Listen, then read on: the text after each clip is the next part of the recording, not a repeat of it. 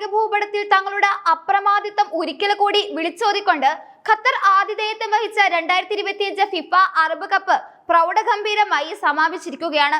December 1 ആരംഭിച്ച് ഖത്തറിന്റെ ദേശീയ ദിനമായ ഡിസംബർ 18 അവസാനിച്ച ഈ ഫുട്ബോൾ മാമാങ്കം അറബ് ലോകത്തിന്റെ ഐക്യവും ഖത്തറിന്റെ അത്യാധുനികമായ സംഘടനാ മികവും ലോകത്തിന് മുന്നിൽ വീണ്ടും തെളിയിച്ചു. 2022 ഫിഫ ലോകകപ്പിനായി രാജ്യമൊരുക്കിയ ലോകോത്തര സ്റ്റേഡിയങ്ങൾ ഒരിക്കൽ കൂടി ആവേശക്കടലായി മാറിയപ്പോൾ ഫുട്ബോൾ പ്രേമികൾക്ക് ലഭിച്ചത് മറക്കാനാവാത്ത ഒരു കായിക വിരുന്നായിരുന്നു.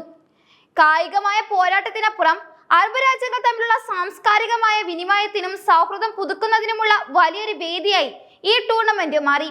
മൊത്തം 16 കരുത്തരായ അറബ് ദേശീയ ടീമുകൾ മാറ്റുരച്ച ടൂർണമെന്റിൽ 32 ആവേശകരമായ മത്സരങ്ങളാണ് അരങ്ങേറിയത്.